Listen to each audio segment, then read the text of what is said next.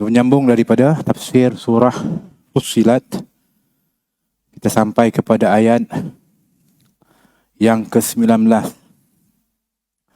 Setelah sebelumnya menceritakan tentang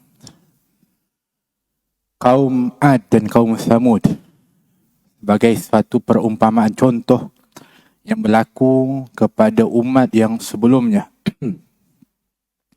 Yang kedua daripada kaum ini terkenal dengan kehebatan masing-masing. Tapi kehebatan itu adalah merupakan kurnia Allah Subhanahu wa taala yang dikurniakan oleh Allah Subhanahu wa taala untuk digunakan di dalam ketaatan dan mengabdikan diri kepada Allah. Tapi sebaliknya, mereka menjadi orang yang sombong dan melakukan kerosakan dengan apa yang kelebihan yang diberikan oleh Allah Subhanahu wa taala kepada mereka, sehingga akhirnya diturunkan azab oleh Allah Subhanahu wa taala, dan digambarkan azab itu seperti mana disebutkan di dalam Al-Quran. Kita yang mendengarnya pun sudah merasakan dahsyat, bayangkan yang ditimpakan daripada azab tersebut. Apatah lagi. Tapi di dalam dahsyatnya yang kita digambarkan akan azab yang diturunkan oleh Allah Subhanahu wa taala kepada kaum yang sebelumnya seperti kaum Ad dan kaum Samud. Begitu juga dengan kaum-kaum yang lain seperti kaum Sodom, yaitu daripada kaum Nabi Lut yang dimurkai oleh Allah Subhanahu wa taala, sehingga kemurkaan Allah itu dapat dilihat dengan berbagai jenis azab, dan azab yang kalau kita dengar tentang apa yang menimpa kepada kaum Sodom adalah sangat dahsyat, sehingga diisyaratkan bahawa perkara itu adalah perkara yang paling dibenci oleh Allah. Semua perkara yang dilakukan kerosakan oleh umat-umat yang sebelumnya mendatangkan kemurkaan Allah, tapi yang paling dimurkai oleh Allah di atas sebab satu-satu negeri ataupun tempat itu diturunkan azab, dimusnahkan oleh Allah, adalah salah satunya adalah kerana LGBT itu disebutkan. Kan?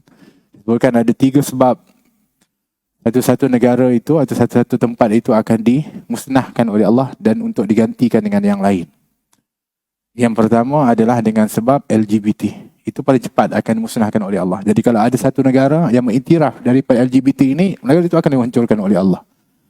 Seperti mana yang Allah contohkan kepada kaum yang sebelumnya. Jadi kalau ada negara itu dah mulai iktiraf, kemudian dah boleh dah untuk berkahwin sejenis, diberikan pengiktirafan, negara itu akan hancur. Kita akan saksikan sebagai bukti negara-negara itu yang akan dihancurkan oleh Allah. Yang keduanya adalah disebabkan riba. Fa'zanu biharbi minallahi wa rasulih. Allah kata kalau orang ni tak tinggalkan riba negara itu ataupun satu-satu tempat itu, maka Allah isytihar perang. Akan diperangi oleh Allah dan Rasul, itu akan dihancurkan oleh Allah Subhanahu wa taala. Itu di antara sebab.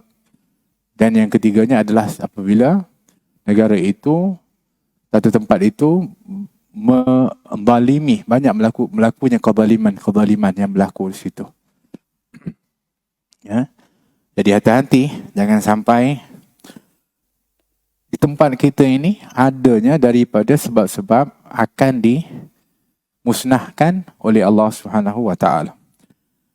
Walaupun kita umat Nabi Muhammad SAW, kita faham bahawa kita ni taklah seperti mana umat yang sebelumnya ditangguhkan azab oleh Allah Subhanahu wa taala, tak ditimpakan seperti umat yang sebelumnya. Maksudnya bukanlah maknanya Allah tidak menurunkan balaknya ataupun pembalasannya pada umat Nabi Muhammad, bukan. Tapi dia tak berlaku seperti umat yang sebelumnya atau kaum yang sebelumnya, iaitu dihancurkan secara total. Macam kita ni, tempat tertentu, kawasan tertentu, pada keadaan tertentu, ya, tetap akan diturunkan oleh Allah Subhanahu wa taala daripada balasan. Tapi tak seperti mana kaum atau umat yang sebelumnya, yang ketika mana Allah Subhanahu Wa Taala menurunkan azab, maka Allah menurunkan secara total kepada sesuatu kaum itu. Akan tetapi kalau kita tidak menjaganya, ini menjaga apa yang telah pun diperintahkan oleh Allah Subhanahu Wa Taala dan telah melanggar dari larangan Allah, maka tidak mustahil untuk Allah Subhanahu Wa Taala memusnahkan atau menghancurkan untuk digantikan dengan yang lebih baik daripada itu. Kita sebutkan tadi, apapun jenis azab yang diturunkan oleh Allah, khususnya kepada umat-umat yang sebelumnya dengan azab yang begitu dahsyat. Ada di antaranya yang diazab dengan angin yang sangat kuat, sehingga musnah dari tempat tanamannya, pokoknya, bangunannya hancur, bahkan tubuh badannya pun hancur dengan angin yang begitu kuat.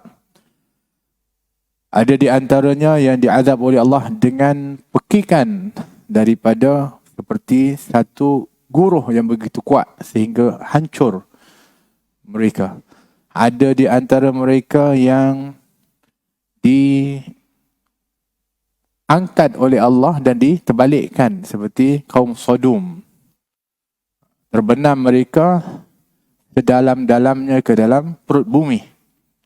Itu disebutkan dahsyat kalau nak disebutkan azab yang diturunkan oleh Allah kepada umat yang sebelumnya.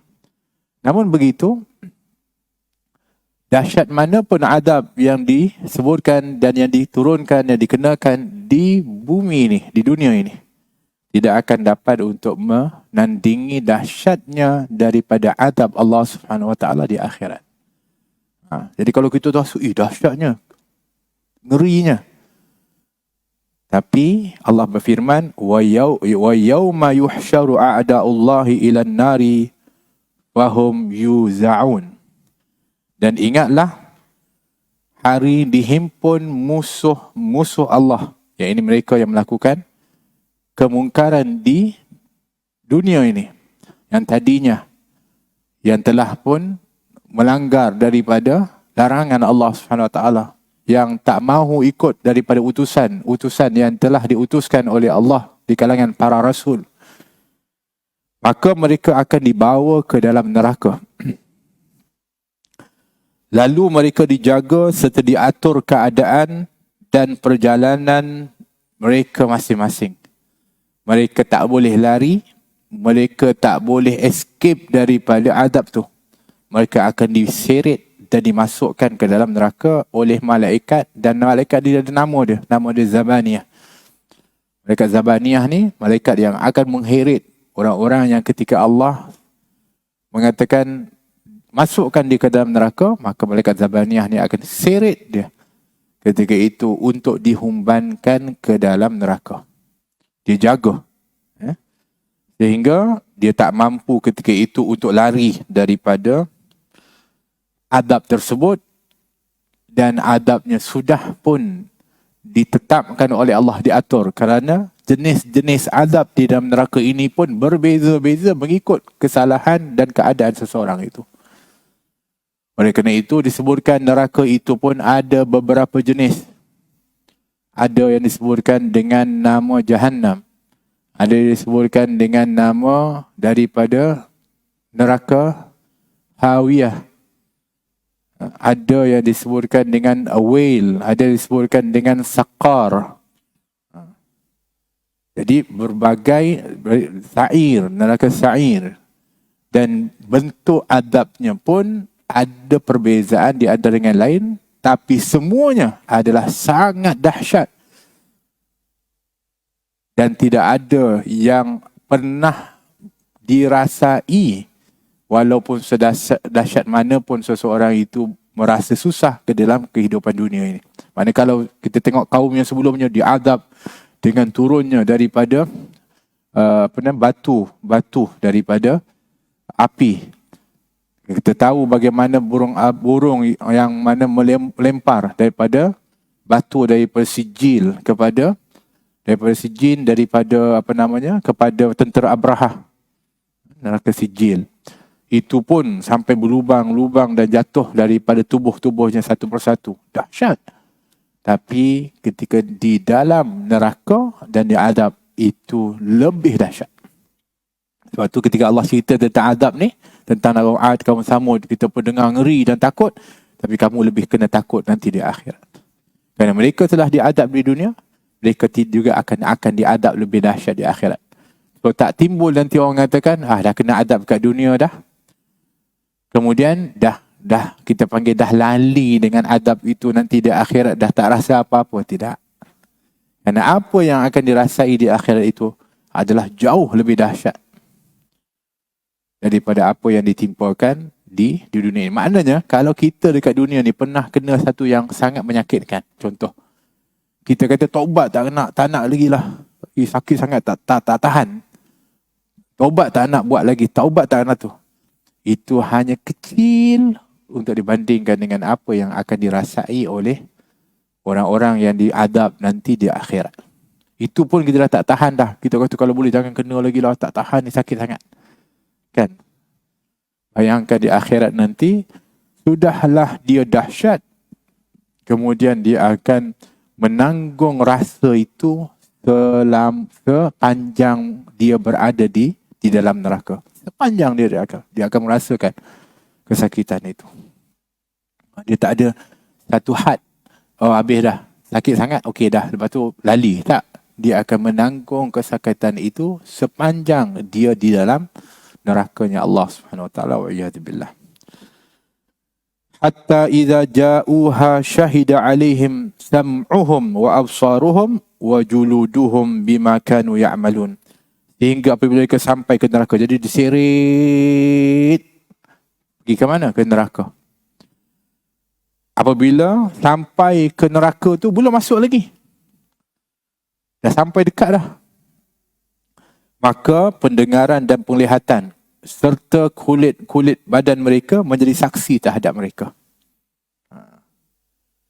Mengenai apa yang mereka telah kerjakan. Maksudnya pada waktu itu, pendengaran, penglihatan, kulit mereka ni menyesal sangat dah.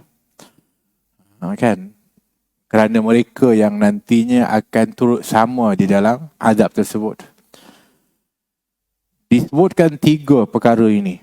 Yang pertama adalah pendengaran untuk memberitahu kepada kita di antara anggota yang perlu kita jaga adalah pendengaran kita. Apatah lagi pada zaman kita ini. Kerana apa yang kita dengar mempengaruhi kepada kehidupan kita. Apa yang kita dengar itu mempengaruhi, memberi kesan kepada kita. Dan kita patut akui perkara itu, betul. Sebab itu disebutkan bahawa berhati-hatilah kamu mendengar sesuatu. Dan apabila kamu mendengar sesuatu berita, apatah lagi daripada orang-orang yang fasik, fatabayyanu. Hendaklah kamu tabayyun. Bukannya dengar dan percaya. Dan akhirnya, kalaupun kamu dengar, itu pun sudah memberi kesan. Walaupun sedikit, pasti ada. Ini bahayanya kita kata pendengaran tu. Sebab tu kita kena cari tempat yang mana kita boleh dengar kebaikan-kebaikan. Jauhi dari tempat-tempat yang memperdengarkan kita dengan perkara yang tak baik. Kita kena elak tu. Kan? Pergi saja ke tempat-tempat yang mana nanti kita senang dengar benda-benda yang tak baik. Janganlah cerita pasal mendengar daripada perkara benda-benda yang lara, hiburan. Itu dah satu hal.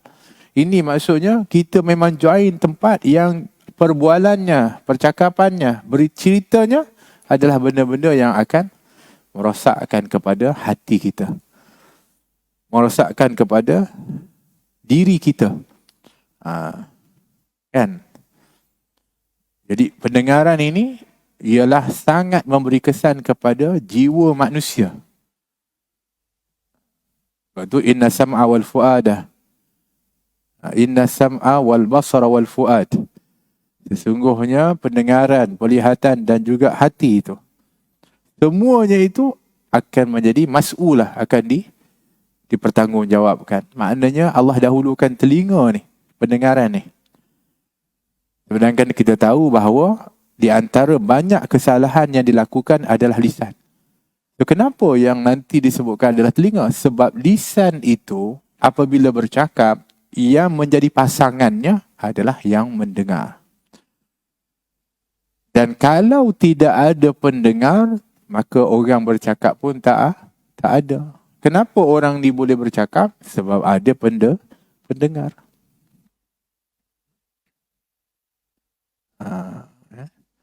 Jadi sebab tu kita kena jaga. Di akhir zaman ni kita kena letakkan telinga itu di tempat dia. Di mana?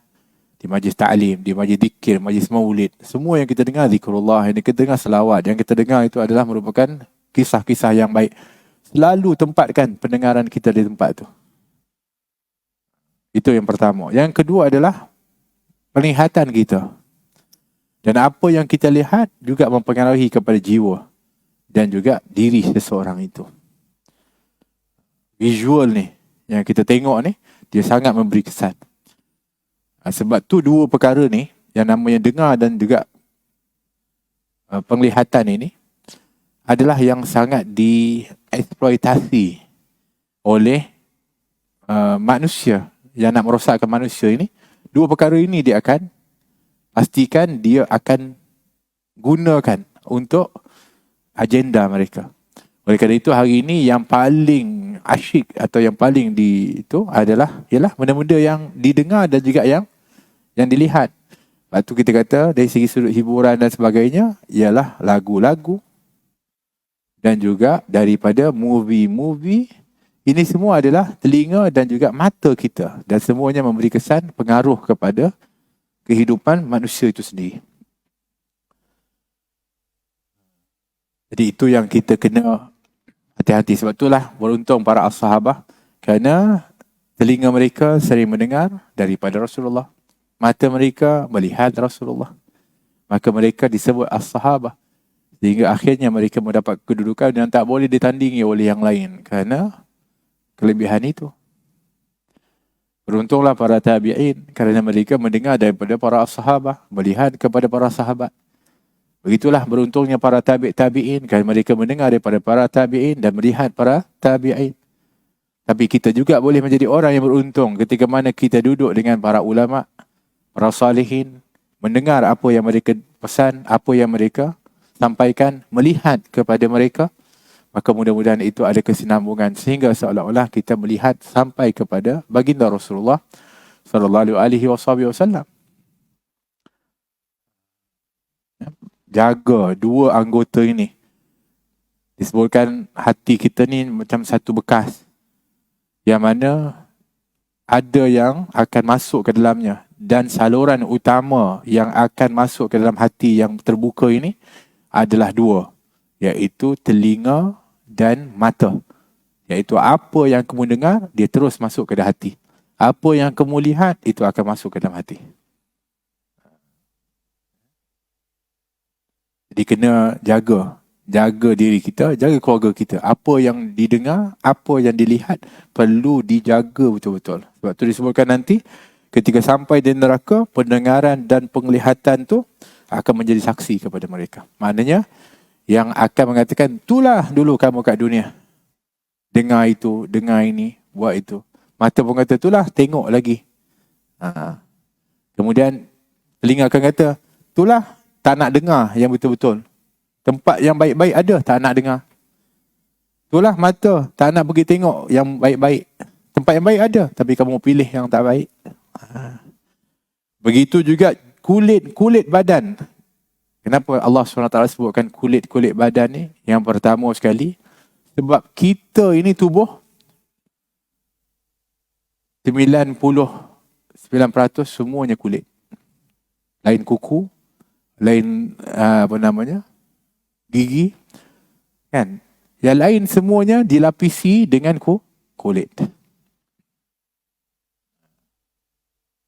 Semuanya dengan kulit. Bermakna apa pun yang kamu buat, Yang akan bersama dengan kamu pasti kulit kamu. Kan? Kulit kita akan jadi saksi. Yang keduanya, kulit ni akan marah nanti sebab yang akan merasai kesakitan itu. Anggota mana yang sebenarnya yang menyebabkan kita rasa sakit dalam tubuh kita ni? Kulit. Sebab tu kalau kulit kita ni terbakar, sakit. Tapi nanti kalau dah habis kulit tu, dia rasa sakit lagi. Kebaslah dia. Sebab kulit ni, dia yang deria sakit itu di kulit ni. Sebab tu dalam ayat yang lain, Allah SWT ketika mana menyebutkan tentang orang yang diazab dalam neraka, kami akan tukar kulit. Maksudnya apabila hancur kulit dia, terbakar tu, hangus, kami tukar kulit yang baru. Supaya mereka terus merasakan kesakitan tu. Masya Allah. Sampai-sampai pakar kulit pun masuk Islam dengan ayat tu. Betapa Al-Quran sudah menyebutkan fungsi deria kulit ni. Yang mereka buat kajian itu pada kurun ke-19 barulah dapat detect apa-apa daripada anggota ni. Al-Quran 1400 tahun lebih dulu dah pun beritahu secara detail tentang tubuh manusia ini. Masya Allah. Dalam ayat ni pun begitu. Kulit akan rasa, habislah. Sebab dia yang akan merasa kepada kesakitan tersebut. Masya Allah. Dan ini mereka akan menyesal dengan apa-apa yang mereka telah kerjakan. Baik. Wa qalu li judulihim lima syahidtum alaina. Dan setelah berlaku yang seperti itu, berkatalah mereka kepada kulit badan mereka, mengapa kamu menjadi saksi terhadap kami? Qalu, maka kulit-kulit itu mengatakan, antaqana Allahu alladhi antaqa kulla syai'in wa huwa khalaqakum awwala marratin wa ilaihi turja'un. Kulit-kulit badan mereka menjawab, Allah yang berkuasa menjadikan tiap-tiap sesuatu pandai berkata-kata. Jadi, maksudnya Allah berikan ketika itu kulit boleh bercakap. Allah jadikan kulit boleh bercakap. Nanti Allah jadikan anggota-anggota kita boleh bercakap. Kalau sekiranya kita, lidah kita pada nanti di akhirat tak mau bercakap benar. Ada ke orang tak cakap benar ke akhirat? Ada. Mereka cuba untuk nak memutabelitkan seperti mana mereka berusaha untuk di dunia. Maka sebab itulah di akhirat nanti orang-orang yang cuba untuk nak menipu juga dengan lisan mereka ni, ada juga usaha tu. La ilaha illallah. Maka Allah kata, al-yawma nakhtimu ala afwahim.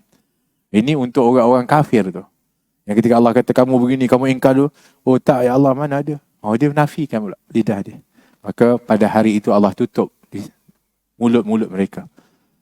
Yang akan jadi saksi, yang akan menjadi, yang akan dipertanggungjawabkan, itu adalah tangan dan juga menjadi saksi adalah kaki mereka. Baik, jadi kulit tu kata, dan dialah yang menciptakan kamu pada mulanya, dan kepadanya lah kamu dikembalikan untuk menerima balasan. Jadi apa kata kulit tu? Kulit tu kata, wa ma kuntum tastatiruna ayashhada alaikum sam'ukum wala absarukum wala juludukum walakin zanantum annallaha la ya'lamu kathiran mimma ta'malun. Dan semasa kamu berselindung ketika melakukan dosa di dunia dulu, bukanlah kerana kamu bimbangkan pendengaran dan penglihatan serta kulit-kulit badan kamu menjadi saksi terhadap perbuatan-perbuatan kamu yang berdosa itu. Akan tetapi kerana kamu menyangka bahawa Allah tidak mengetahui kebanyakan dosa yang kamu lakukan secara sembunyi itu. Kan? Jadi, kulit dah bagi warning lah.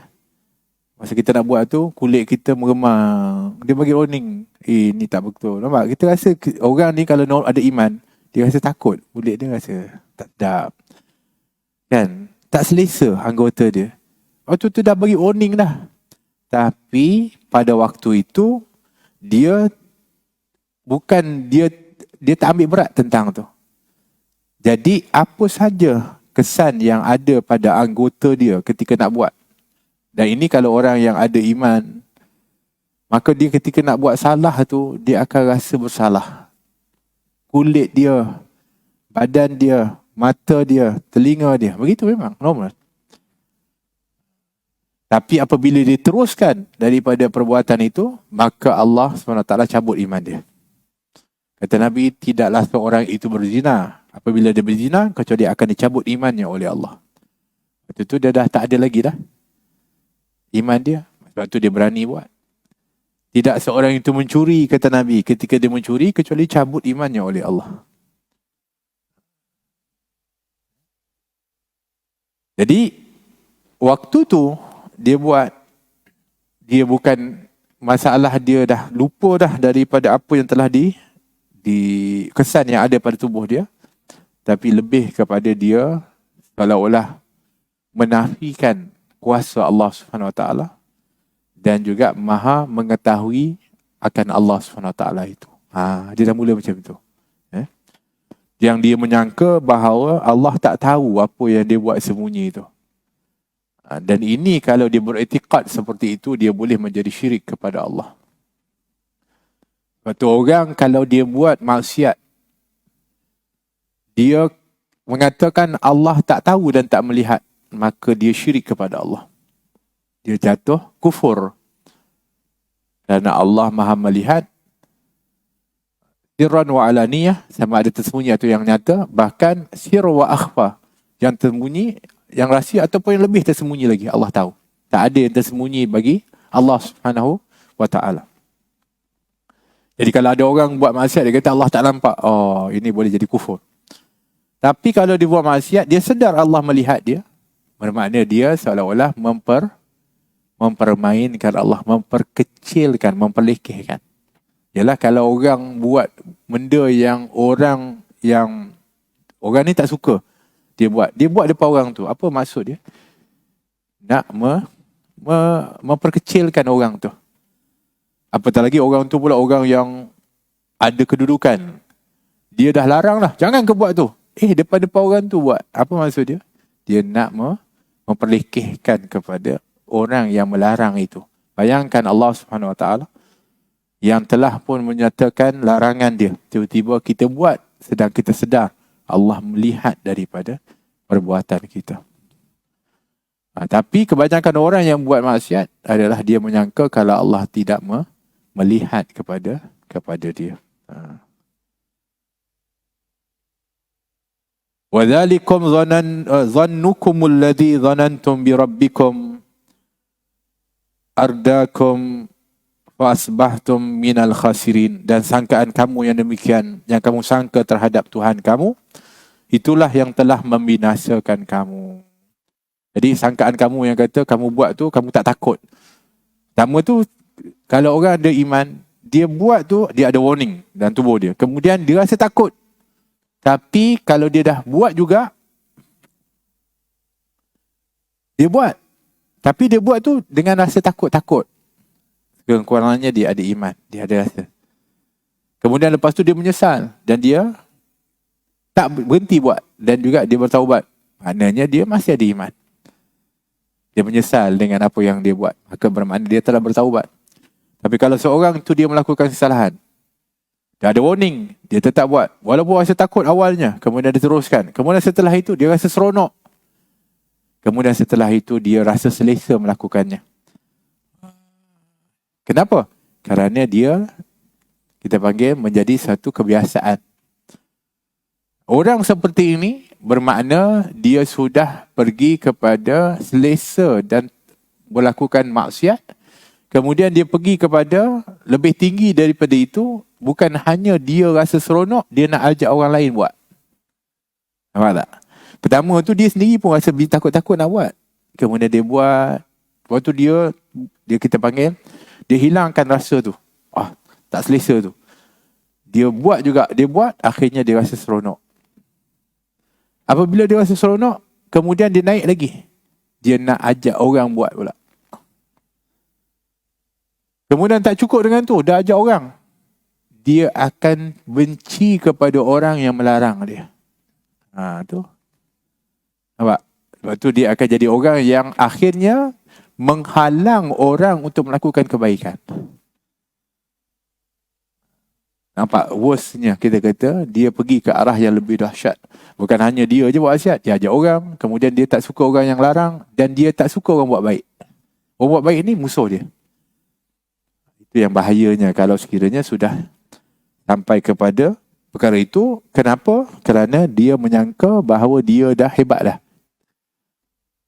Dan menyangka kalau Allah tak melihat. Sebab tu dia katakan kamu jangan jadi macam tu.